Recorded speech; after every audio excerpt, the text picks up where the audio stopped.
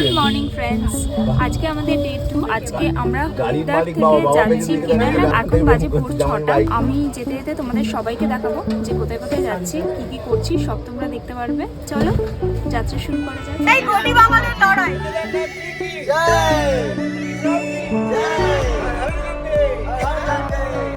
হরিদ্বার থেকে আমরা যাত্রা শুরু করলাম সোনপ্রয়াগের দিকে।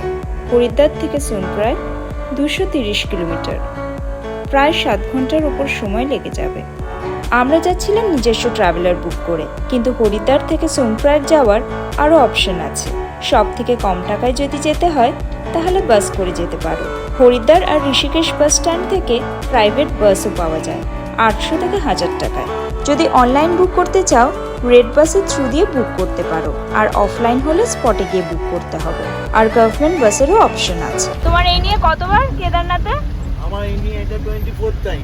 আমাদের ডকুমেন্টস চেক করবে এই চেকপোস্টের এখানে, তার জন্য একটু টাইম লাগবে। তো ঠান্ডা ঠান্ডা বেশ খুব ভালো লাগছে। কলকাতায় এখন প্রচণ্ড গরম, বাট এখানের ওয়েদারটা জাস্ট দারুণ। কলকাতার গরমটা অ্যাভয়েড করার জন্য এইসব জায়গা বেস্ট। কি সুন্দর এই অপূর্ব দৃশ্য! এই সুন্দর দৃশ্য উপভোগ করতে করতে এই দৃশ্যের সাথে মেলাচ্ছি আমাদের সুর।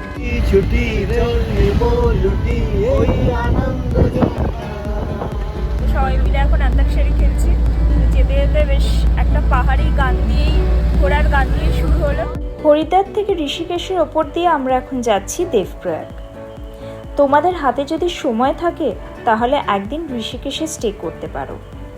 মন কাড়া দৃশ্যের সাথে যারা অ্যাক্টিভিটিস করতে পছন্দ করো তাদের তো খুবই ভালো লাগবে। এখানে অনেক ধরনের অ্যাক্টিভিটিস হয়, যেমন রিভার রাফটিং, বাঞ্জি জাম্পিং ইত্যাদি।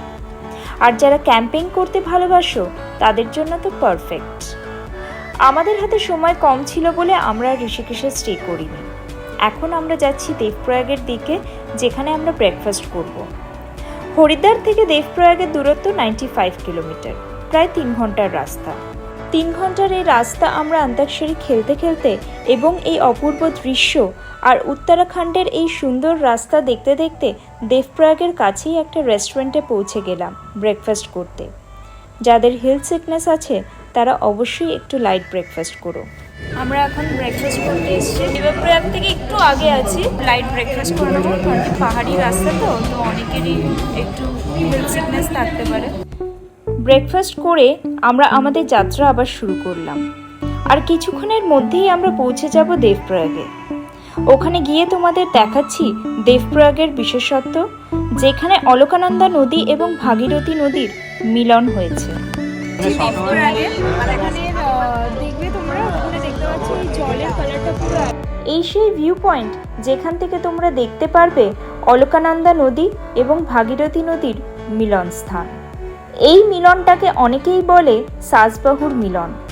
উত্তরাখণ্ডে দেবপ্রয়াগ হলো পঞ্চপ্রয়াগের একটা প্রয়াগ। ভিউটা জাস্ট দারুণ দারুণ ভিউটা, কিন্তু প্রচন্ড রোদ। এটা হলো ভাগীরথী নদী আর এটা হলো অলকানন্দা নদী, আর এই দুই নদী মিলে আমাদের মা গঙ্গার সৃষ্টি।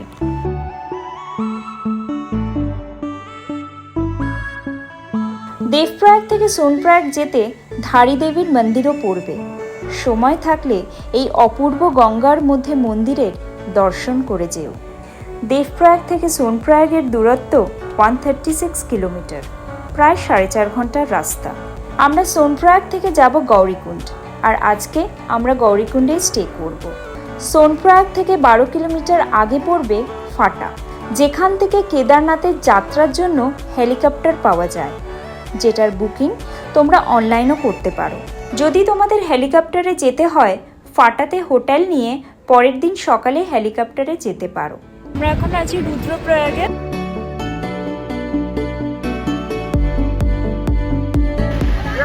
প্রথম পাহাড় দেখা গেছে। আমরা যাচ্ছি এখন সোনপ্রয়াগে নেবে। এখান থেকে লোকাল গাড়ি ধরবো, তারপরে গৌরীকুণ্ড যাব।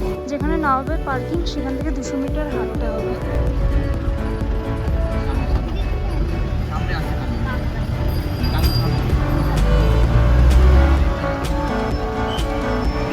আমরা জাস্ট একটু আগে গৌরীকুণ্ড এলাম, কিছুক্ষণ আগেই পৌঁছলাম। এখন বাজে হচ্ছে 7:30। মানে দেখলে বুঝতে পারবে না, মানে এখন মনে হচ্ছে এখানে সন্ধ্যে 6টা বাজে। আমরা হোটেলে লাগেজ রেখে তো একটুখানি হাঁটতে বেরিয়েছি। এই যে এটা হচ্ছে স্প্রিং ওয়াটার। এই দেখো এখানে এই যে এই পালকি সাজানো আছে, এগুলোর রেট হচ্ছে 8,000 থেকে স্টার্টিং, তারপরে 15 থেকে 20,000 অবধি। যত ওয়েট হবে তত বাড়বে। Spring water